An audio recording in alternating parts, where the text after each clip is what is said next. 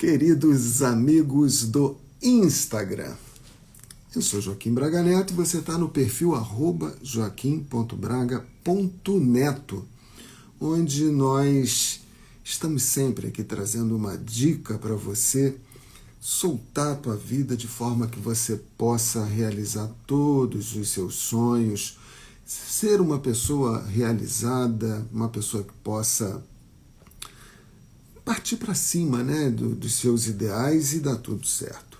Hoje a gente vai falar de um assunto muito complicado, que é o relacionamento com os filhos. E ele está aqui no nosso e-book, Estrada dos Sonhos, e a gente tem aqui 3, 4, 5, 6 parágrafos. Tudo isso. 6 parágrafos de 3 linhas, são 18 linhas tratando desse assunto. Aqui, nesse book, todo dia a gente já leu tudo isso daqui, ainda falta um bocado aqui. E se você quiser esse material, só dá um pulinho ali no YouTube, @Joaquim Braga Neto, vai lá em comunidade, que esse texto que eu estou colocando aqui já está lá. E relacionamento com os filhos, não é só para a gente falar de relacionamento com os filhos. Em que o nosso relacionamento com os nossos filhos vai interferir na realização dos nossos sonhos, e não apenas isso, como eu, observando as crianças dentro de casa, o mesmo que seja só um filho, como que eu posso perceber se eu estou dentro, né, do diapasão do universo, ou se eu estou meio fora da minha estrada dos sonhos. Então, vendo e observando essas crianças, eu vou conseguir observar no comportamento delas e na minha relação com elas, se eu estou no caminho certo. Porque muitas vezes a gente critica, né, os nossos filhos, reclama deles, e muitas vezes somos nós que estamos tumultuando um pouco a guerra que se cria dentro da casa da gente. E eu já vou agradecendo, antes de entrar propriamente no assunto, esse pontinho, esse boa noite que você está dando para mim. O pontinho que você coloca no comentário é super legal, porque você sabe, né? A plataforma entende que a gente está interagindo aqui com boa noite, batendo um papo. E rede social é relacionamento. Valeu, Dercy, valeu, Rose, valeu, Márcia. Muito obrigado por esse pontinho que é tão importante. E a gente sempre brinca que é bater um ponto aqui na live do Joaquim, que está sempre trazendo um assunto importante para você. E nesse trabalho, já voltando ao assunto que a gente está trazendo, a gente está sempre trazendo aqui uma ferramenta de diagnóstico. Então, como que você observa o seu corpo, né? Teu corpo está dando algum sinal para você? Dor, tensão muscular, né? A fisiologia do teu corpo, ele está funcionando direitinho? Como é que está a tua respiração, o teu pulso, né? O batimento cardíaco? Você está em sintonia? Sua atividade física, como é que você está assim, nesse relacionamento com o seu corpo, e o que o teu corpo está dizendo para você? Por exemplo, hoje em dia é muito comum a gente estar ali, né, com o celular direto. E aí a gente cria uma cervicalgia, uma dor aqui no pescoço, né, por causa da posição de ficar muito tempo olhando no celular. Então, se você começa a sentir uma dor no teu pescoço, o teu pescoço está falando contigo. Pô, você está há muito tempo nessa posição, você está olhando muito no celular. Será que não dá para andar um pouquinho descalço ali fora no quintal, dar um pulinho na praia? Eu tenho mais facilidade de andar na praia, eu sei disso. Botar o pé na areia, dentro d'água, respirar, sentar um pouquinho na soleira da sua porta na hora que está batendo aquele sol ameno, e agora no inverno a gente tem esse sol ameno. Lembra, o primeiro pet que você ganha quando você chega no mundo é o seu próprio corpo. O seu corpo é o seu pet principal. Então cuida dele com carinho, né? Assim como o seu cachorro, a Dercy ganhou um gatinho aí agora, e assim como você cuida bem do seu bichinho e tal, o teu corpo é o teu bichinho. Porque você não é o corpo. Ele é o que conversa contigo primeiro. Se você não der atenção para o seu bichinho, ele vai ficar mais amuado, mais tristinho. E se você não der atenção para o seu corpo, ele também vai ficar amuado, tristinho, né? Depressivo. Ou se você estiver socando muito serviço nele, muita informação, tempo real, o que está acontecendo no mundo inteiro, as coisas que você vê nesse aparelhinho aqui, e toda hora, né? E fazendo um monte de coisa, trabalhando para ganhar mais dinheiro, você coloca o teu bichinho, teu corpo, num estado de ansiedade. E nesse estado de ansiedade, isso vai se refletir na sua casa. Né? Como é que estão os seus móveis? O que você está colocando? Tem muita coisa, está acumulando alguma coisa? Como é que estão as coisas? Porque a tua casa é o corpo do teu corpo. O teu corpo, né? Esse bichinho, é como se esse aí fosse um omil. Tá certo? Um manil, pronto. Você não tem um canil para o seu cachorro, você não tem um gatil para o seu gato, você tem o seu humanil, que é onde você bota esse pet que você, às vezes, não cuida bem dentro dele, né? Não cuida bem dele, porque ele aí soca muita comida para ele, às vezes bebe pouco líquido, muita atividade. Você dá uma canseira nesse bichinho, que é o seu pet, e a sua casa fica assim também tumultuada. E nessa situação, onde você agita, né, o teu corpo, teu batimento cardíaco, a tua respiração, fica com aquela respiração de cachorrinho, né? Não é uma respiração suave, profunda, né? É uma respiração assim só para dar conta mesmo de manter o corpo funcionando. E aí você tem também, né, além do seu relacionamento com o seu corpo, com a sua casa, quando você tem filho, você também tem o seu relacionamento com os seus filhos. E se você pode agitar o seu coração, o seu rim, seu pulmão, todo o seu sistema cardiorrespiratório, seu sistema digestivo, se você anda muito tenso, com medo, aí você pode travar um pouco, né, o tubo digestivo, né, que agora se chama trato gastrointestinal, trato digestivo, né? Então, todo esse fluxo, né, você acaba tumultuando esse troço, tumultua a tua casa e tumultua o relacionamento com os seus filhos e às vezes ainda coloca a culpa nas crianças.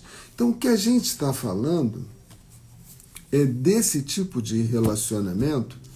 E é assim, eu vou dizer agora, vou abrir aqui um parênteses para colocar uma experiência minha, pessoal, como filho, porque o meu nome é Joaquim Fernandes Braga Neto, né?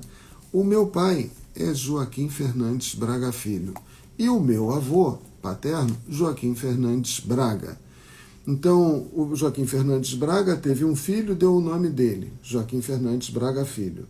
E o meu pai teve eu, né? E botou a extensão da dinastia, né, joaquiniana. Então eu sou o terceiro dessa dinastia de Joaquins.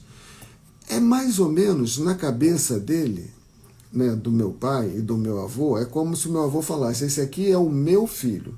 Meu pai era o filho mais velho do meu avô e eu sou o filho mais velho do meu pai.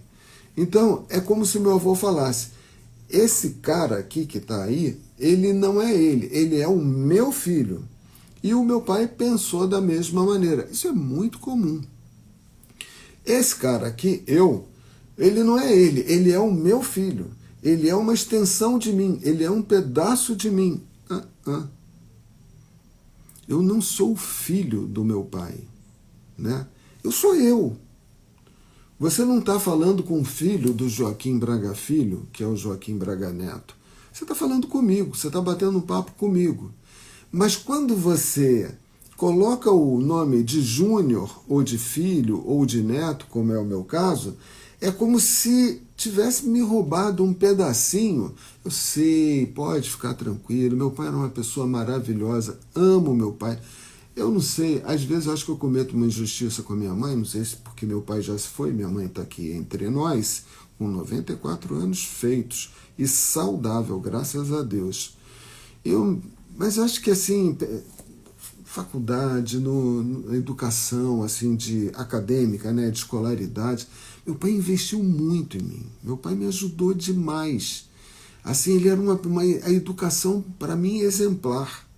Apesar dele ser bastante rígido, mas acho que a rigidez dele me ajudou muito. Meu pai era um cara extremamente disciplinado, inteligentíssimo. Quisera eu ter a inteligência do meu pai. Muito inteligente, sábio.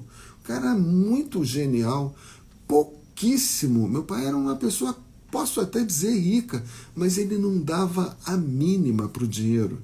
Depois que ele morreu, tadinho, a gente achou um monte de pacote de dinheiro lá que estava perdido lá, num canto lá do armário e tal, jogamos tudo fora. Porque ele não ligava para aquilo. E graças a Deus eu também não sou tão ligado assim no dinheiro, e ele não era. Para a educação, saúde, essas coisas, ele dava do melhor. Só roupa, brinquedo, esses negócios, não era com ele, não. E tratava assim a gente na linha dura, graças a Deus. Eu fui criado na linha dura. Aprendi a correr atrás dos meus próprios interesses, daquilo que eu achava interessante. Mas havia essa ideia, e ele queria impor a mim o que ele achava que era o melhor para mim, que era que eu fosse médico também. Já contei essa história aqui. O sonho dele era que eu fosse médico e assumisse o laboratório que ele tinha e que estava funcionando aí até outro dia. É só tirar o filho e botar o neto, né? Joaquim Braga Filho, Joaquim Braga Neto, e eu assumiria o laboratório dele. Só que eu não tenho menor identificação com o trabalho de laboratório, não me interessa em nada daquilo. Eu não gostava de morar no Rio de Janeiro, e o laboratório dele era no Rio de Janeiro. Então, para mim, aquilo ali não dizia nada, e ele porque ele achava que aquilo era o melhor para mim. De certa forma, materialmente falando, eu ia ficar bem riquinho se eu tivesse assumido aquele negócio. Mas não era meu interesse. E aí ele ficou muito zangado, quase que me rejeitou, de certa forma até rejeitou um pouquinho, porque eu não estava seguindo o sonho dele. E eu tenho o meu próprio sonho. Mas eu compreendo que talvez o meu, acho que assim, num cômputo geral, talvez não fosse tão bom quanto o dele.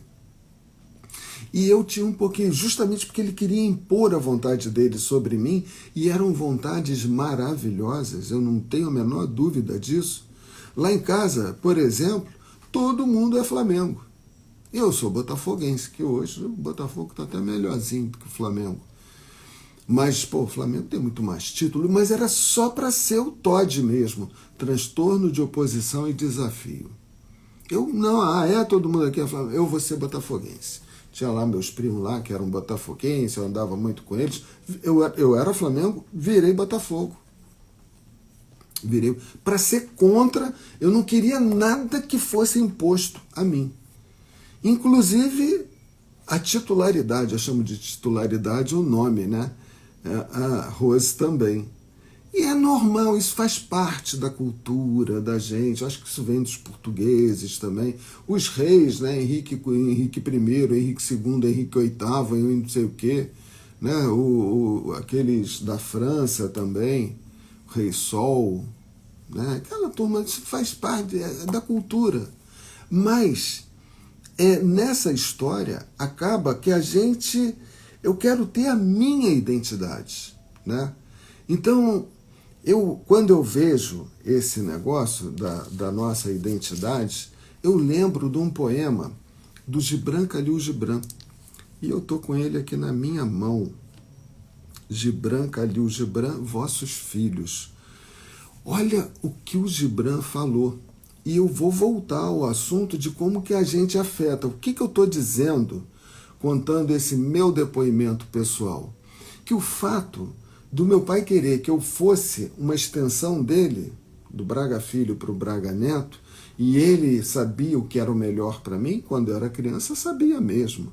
Mas a partir do momento que eu fui criando a minha identidade, eu não queria seguir. E uma vez eu escrevi uma cartinha para ele, ele ficou muito chateado, que eu não queria ser um ioiô na mão dele.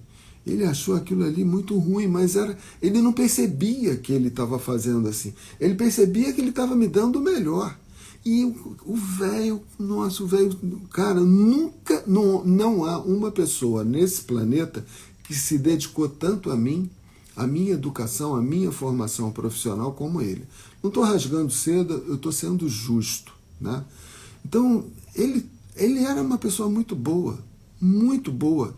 Quando ele morreu, só para você ter uma ideia, assim, contando detalhes assim, cara, no velório, naquela época ainda tinha velório, hoje em dia velório no Rio as pessoas vão lá assaltar, mas na época tinha velório. Cara, tanta gente veio falar comigo, filho mais velho, né? Isso foi há uns 20 e poucos anos atrás. Pô, teu pai me ajudou muito, teu pai me ajudou muito. E eu nunca não conhecia aquelas pessoas, aqueles porteiros lá de Copacabana, o consultório. Ele morava em Copacabana e o laboratório dele era em Copacabana. Ia lá tudo fazer exame de graça, aquele montoeira de exame, ele não cobrava nada. Inclusive o porteiro do prédio que eu morava. Eu perguntei se ele podia fazer um preço mais em conta, preço de convênio para o porteiro lá do prédio. Ele falou, eu posso. Aí foi lá. Aí o porteiro fez o exame no laboratório dele. Eu falei, pô, e aí, deu tudo certo? Deu. E ficou baratinho? Deu para você? Não, ele não me cobrou nada. Olha só, cara. Nunca vi o porteiro não conhecia o porteiro do meu prédio.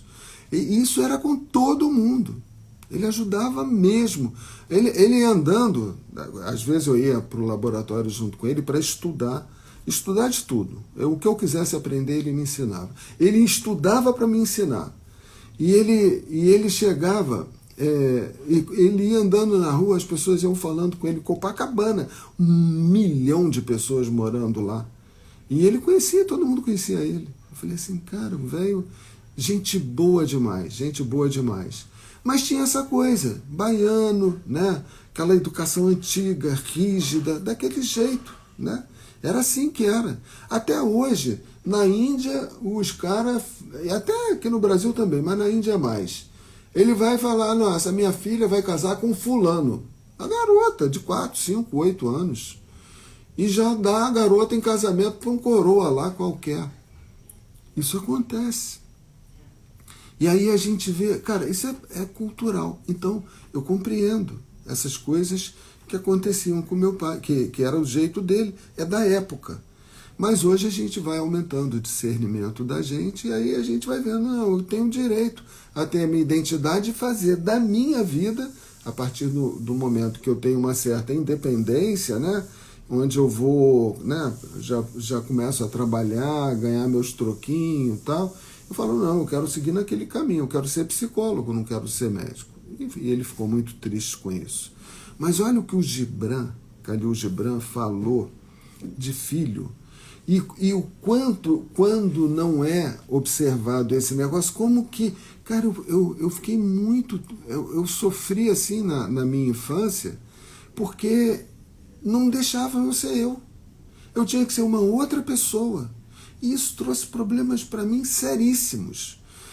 E depressão, um monte de coisa, porque eu não era respeitado nas minhas vontades. Eu sempre fui um garoto sério, responsável, estudioso, sempre fui. Então eu não estava querendo ser, sei lá, um troço muito doido, não. Eu queria ser só psicólogo. Na verdade, eu queria ter o direito de escolher o que eu queria ser na minha vida. E como ele brigou não, nem impôs, né? Mas para eu ser médico, eu fui ser uma coisa de uma pessoa que ele não gostava, que era minha tia, psicanalista. Então eu acabei sendo psicólogo só acho que para afrontar ele. Bom, graças a Deus que eu fui psicólogo, porque eu amo a minha profissão, estou aqui aposentado, fazendo um trabalho com você, falando de psicologia, como eu faço todos os dias, com o maior carinho, com a maior alegria. Olha só o que o Gibran Khalil Gibran fala. Vossos filhos não são vossos filhos. São os filhos e as filhas da ânsia da vida por si mesma. Vêm através de vós, mas não de vós. E embora vivam convosco, não vos pertencem. Podeis outorgar-lhes vosso amor, mas não vossos pensamentos. Minha experiência. Porque eles têm os seus próprios pensamentos. Era o meu caso. Podeis abrigar seus corpos, mas não suas almas, pois suas almas moram na mansão do amanhã. Gibran é genial, né? Que vós não podeis visitar nem mesmo em sonho. Olha a individualidade do teu filho. Você não vai chegar lá.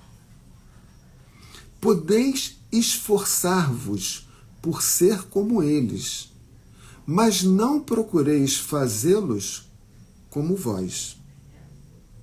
Porque a vida não anda para trás e não se demora com os dias passados. Vós sois os arcos, dos quais vossos filhos são arremessados como flechas vivas. Título aqui da nossa live. O arqueiro, quem é o arqueiro? Deus. O arqueiro mira o alvo na senda do infinito, e você é o arco, e vos estica com toda a sua força, para que suas flechas se projetem rápidas e para longe. Quantos filhos da gente não vão morar na Alemanha, se mandam aí mundo afora? E é assim que é mesmo. Que vosso encurvamento na mão do arqueiro seja a vossa alegria. Pois assim como ele ama a flecha que vai, que voa, ama também você, que é o arco, que permanece estável. Então Deus segura o arco, que é você, e puxa o teu filho, que é uma flecha viva, e você sai. Ele sai de dentro de você e vai para a mansão do amanhã, onde você não vai conseguir visitar nem mesmo em sonho. Então, é difícil. Essa é muito fácil. Eu não tenho filho, né? Então, para mim é mole falar isso. Eu reconheço. Mas esse é o verdadeiro pai, é preparar o filho para o mundo. E ir orientando o filho, né, de uma forma que ele possa... que o pai observe quais são os dons que emergem de seus filhos. Mesmo que seja uma coisa assim que... né, se a gente puder orientar, claro que um garoto não tem noção, tem profissão que vai acabar antes dele se formar. Profissão aí no futuro. Aí estão falando agora que a inteligência artificial vai substituir um monte de trabalho. Isso já está acontecendo, né? Antigamente eram milhares de pessoas trabalhando na roça. Hoje um trator, que é maior do que essa casa aqui, colhe, planta, semeia, arranca os negócios, limpa, aduba. O trator faz tudo por computador. Supermercado, você vai, já passa a tua comida, você já não precisa nem mais o atendente. Cansei de andar de trem lá na França sem maquinista. Agora os carros estão andando sozinhos pela rua. Tesla, né? Esses carros aí. Então não vai ter mais Uber, não vai ter mais um monte de profissão, não vai ter mais. Tem um monte de coisa. Então a gente pode orientar, tem certeza? Olha, vê lá, hein? E o interessante, né, agora mesmo, eu soube de uma colega, de uma sobrinha, vou chamar de sobrinha, prima de segundo grau da Márcia. que estava fazendo a faculdade de psicologia e desistiu. E aí vai fazer uma outra faculdade. Eu não sei, porque a gente fica, qual faculdade que eu vou fazer? Eu não sei se eu faço psicologia, engenharia, eu não sei o que eu faço. E de repente nem é o caso de fazer uma faculdade. É o caso de você se envolver em algum projeto, de trabalhar em alguma coisa. E aí, conforme você vai trabalhando, você fala, cara, eu preciso aprender mais daquilo. No meu caso aqui, com as lives, né, com os estudos, é o próprio trabalho que vai me dando a orientação daquilo que eu preciso aprender para poder fazer o melhor e entregar o melhor aqui para você. Então, é o trabalho que dá. Não é assim, o que eu vou fazer? Psicologia, então tem que estudar aquele troço. Aí a gente vai para a faculdade, aprende umas coisas assim tão chatas. Eu deixava de ler livros maravilhosos, que eu lia para ler uns livros de faculdade chatésimos. E hoje, hoje eu estudo o que eu quero. Mas eu queria, antes da gente continuar o nosso papo, que já estamos chegando no final, mas eu vou dar uma lidinha aqui nesse pedaço do e-book, eu queria saber, essa poesia do Gibran Khalil Gibran, Vossos Filhos, foi legal? Você gostou de ter ouvido? Você te acrescentou? Te fez refletir um pouquinho? Vossos Filhos. Bota Vossos Filhos no Google e ele vai tá tudo aqui, ó. Aqui eu acabei de ler a poesia para você, tá toda ela aqui. Onde é que ela tá? Está aqui, vossos filhos não são vossos filhos, são filhos e filhas da ânsia da vida por si mesma. Vêm através de vós, mas não de vós. E, embora vivam convosco, não vos pertencem. Isso te ajudou? Linda poesia, eu sou apaixonado por ela. Paulo R.F. perdeu a poesia do Gibran Khalil Gibran, mas está lá, está aqui no nosso vídeo. Aí você vê aí depois. E você que estava aqui, gostou dessa poesia? Achou ela tem a ver com o nosso assunto? Te acrescentou reflexões, ideias para você pensar mais na independência, né, da vida, da identidade dos seus próprios filhos? Eles não são uma extensão da sua identidade. Eles não são um pedaço de você. Embora, sim, eu já conhecia. É linda essa poesia, né, Rose? É muito linda.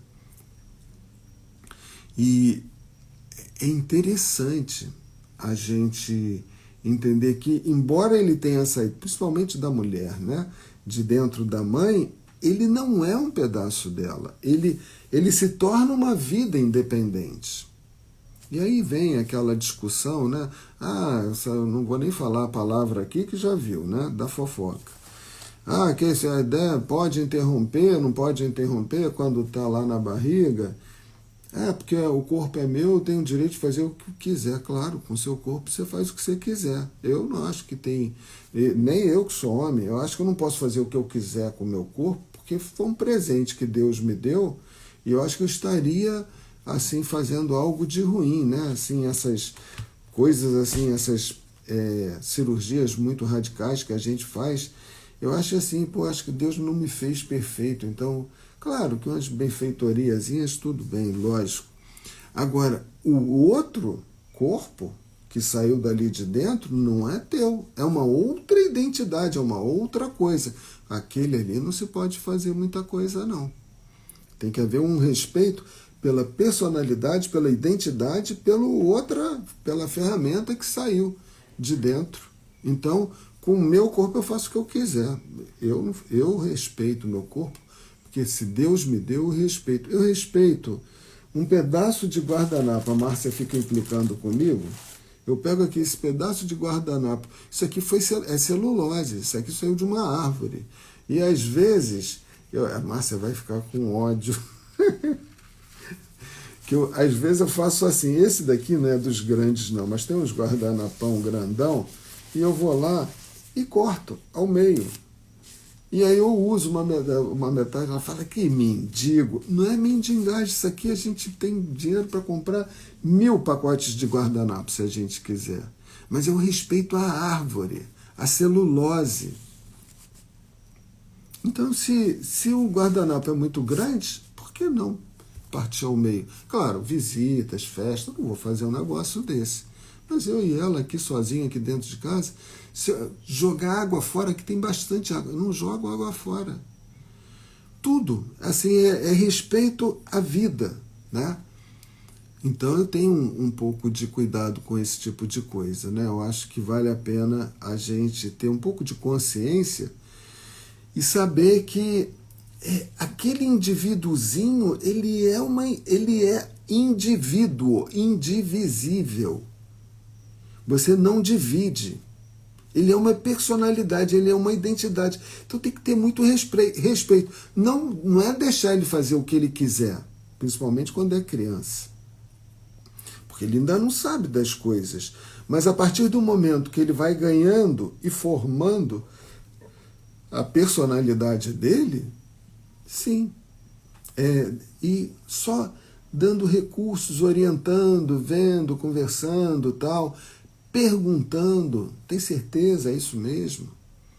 E ele vai ver que se você não impõe as coisas para ele, você reflete junto com ele, conversa com ele, se dedica a ele, percebendo que você está realmente interessado no que é o melhor para ele, ele vai refletir com mais cuidado.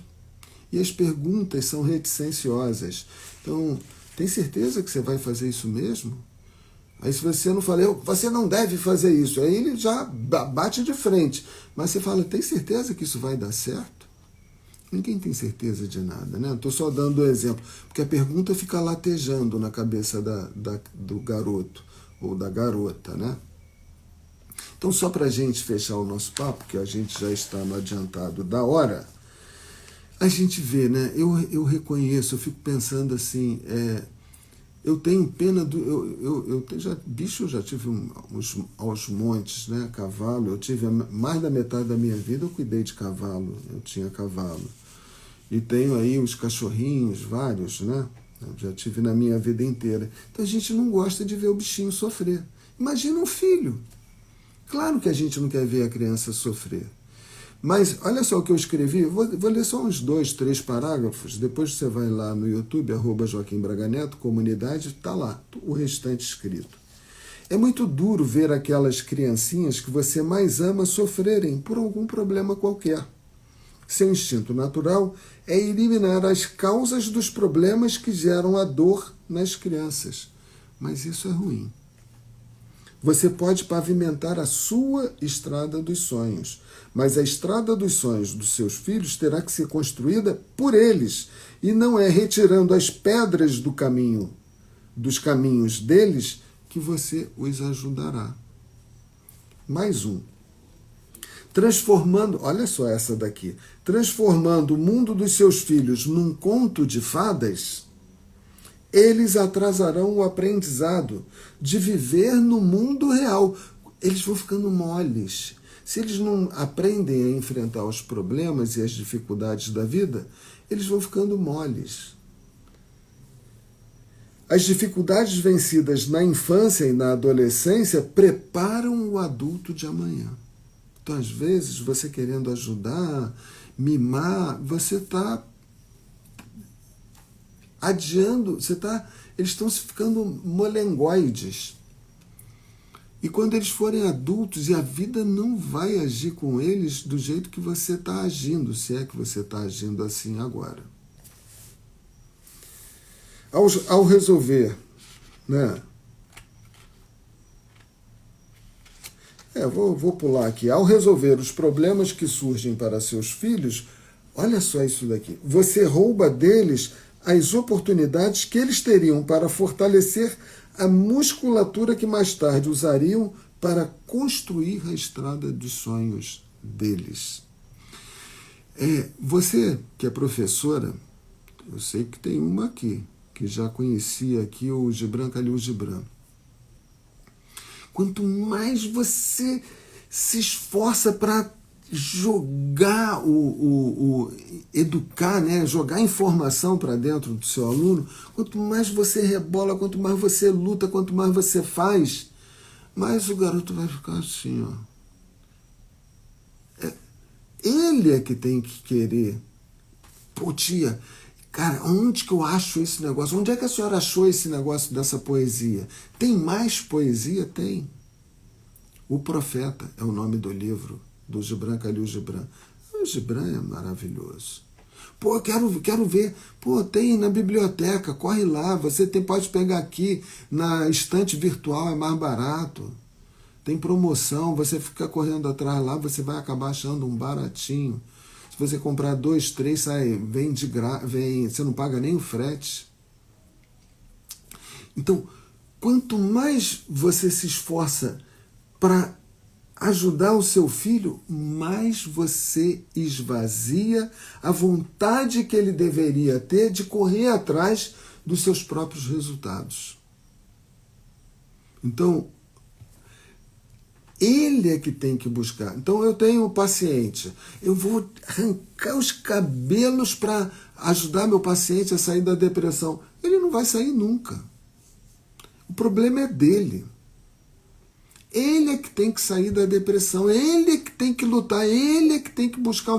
Quanto mais eu fizer por ele, mais ele esvazia a vontade que ele deveria ter de encontrar a solução para o problema dele. Se eu ficar me encalfifando, invento umas palavras, eu sou doidinho, né?